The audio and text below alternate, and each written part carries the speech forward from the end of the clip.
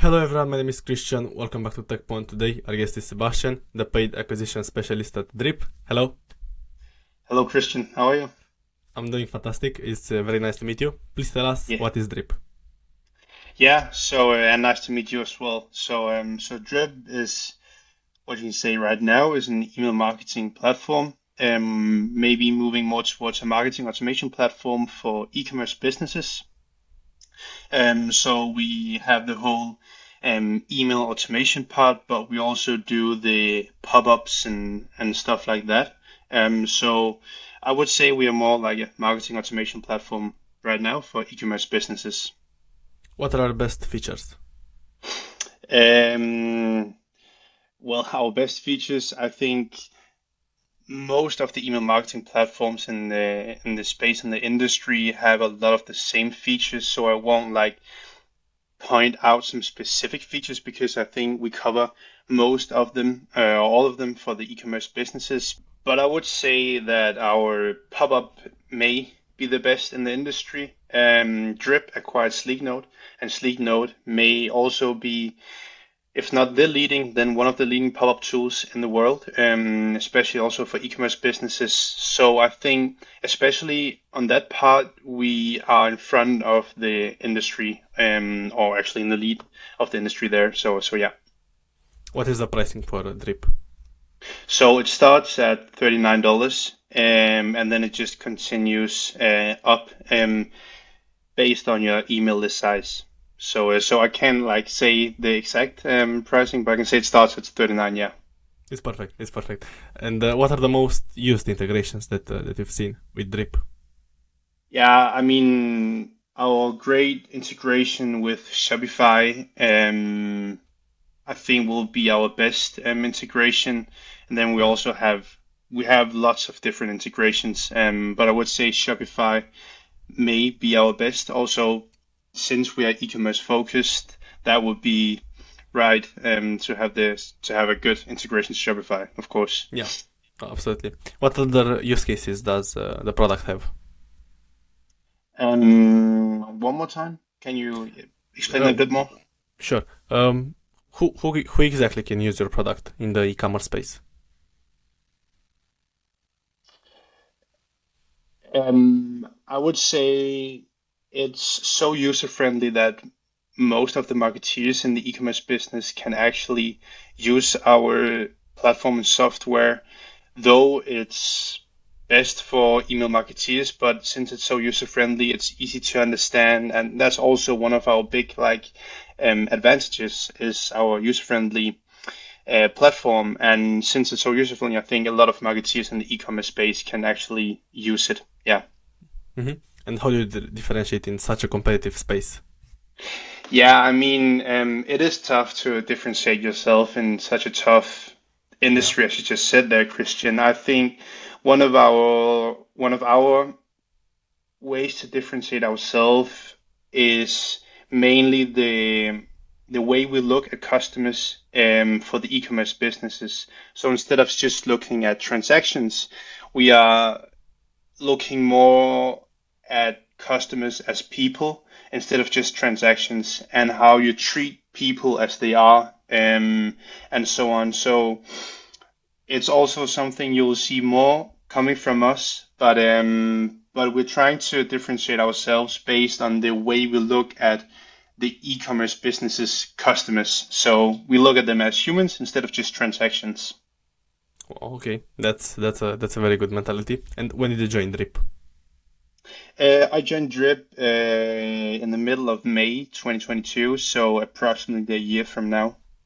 Do you have any idea the founding story about the founding story of the company?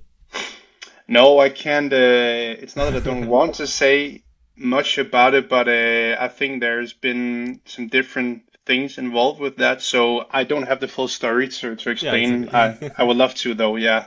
Okay, okay. Or how big is your team right now? So we have a demand and ops team right now within the marketing team that's on 4 people. Then the entire marketing team is around, what will that be, 15, 16 people. And then the entire organization would be around 170 or something. Yeah. Okay, yeah. Um, I wanted to know your full story. So how you started your career, starting from the beginning. Yeah, Okay. of course. So I graduated in 2020, the summer of 2020. Then I started my own social media marketing agency back Hmm. then. I was running that for, what would that be, maybe a year and a half. Then I also started a bit working in another agency, a bigger one, like to get some colleagues and interact with them as well, to talk Hmm. with more people about marketing. I was doing mostly e-commerce marketing back then. Um, then I stopped at the agency I also worked at and continued with my own agency. And I was a point there if I really wanted to go all in with my agency or I wanted to become an in-house marketeer at a company. And then I saw this position at Drip. And since Drip acquired Sleeknote, and Sleeknote is a Danish company, and I'm from Denmark, I knew was what Sleeknote was. So therefore, I thought it would be a cool opportunity to join the team. So I applied for the job, and I got it. So yeah, I think that would be my story. I've been running a lot of e-commerce marketing for some years now, and then officially joined some B2B marketing a year from now. So yeah, That's a fantastic story. I love it. A yeah, perfect match. Yeah. And what do exactly. you actually do in your day-to-day job at Drip? Yeah, so I have I'm running the whole paid acquisition for Drip and also Sleeknote, since Sleeknote is also its own brand as it is now. Okay. So I'm both running the like what you'll call the paid advertising and performance marketing for both Sleeknote and Drip. And so that would include both Google ads, Facebook ads, LinkedIn ads, Capterra ads, Shopify ads, all these different ad platforms where you can run ads is what I'm doing. And then I'm also, I would say, a bit in charge of we have an outbound sales team. So they will cold call mainly in Europe. Hmm. I'm also a bit in charge of like who they should call and what specific e-commerce businesses they should call and so on. So in my day-to-day job is mostly paid advertising and then also a bit of controlling our outbound sales department. What is the feature you see with paid advertising? One more time. What are the future trends you see in media buying? Yeah. I think there's some to really notice. And one of them, especially in B2B marketing, is the way you both can ungate a lot of things. So instead of gating a lot of stuff that would so they don't have to like send their email to get some ebook or something. So I think ungating a lot of your educating stuff and inspiring stuff. So a lot of like educational content is something that really trends right now, and especially B2B marketing. I think even though not so many e-commerce businesses have applied that yet, I also think educational content for e-commerce businesses will see quite a big spike very soon. And then I actually also think in general that many paid advertisers think too advanced of paid advertising. So I think keeping things simple will also be something a lot of paid advertisers will open their eyes for soon. Is that the biggest mistake that you see other paid advertisers do? Yeah, definitely. I see a lot of paid advertisers thinking they should have some really customized funnel throughout the whole, from Google ads to Facebook ads to LinkedIn ads and so on. In general, I think keep things simple, and from there start to focus on what you can educate your like prospects on, how you can inspire them, how you can teach or learn them a few things, and eventually you'll start to see some traction, and then you can double down on these things. So I, the biggest mistake I would say I see paid advertisers do is basically they do not keep things simple. Okay, and what's one good thing that you see do them? They do. Like what I see paid advertisers do correctly. Good. Yeah, yeah, Yeah, yeah, yeah. yeah. Um, I think we're at a point now where tracking and attribution just becomes harder and harder and harder. And you can't track and attribute as much as you could back then. Let's just go 3 years back. You could track almost everything.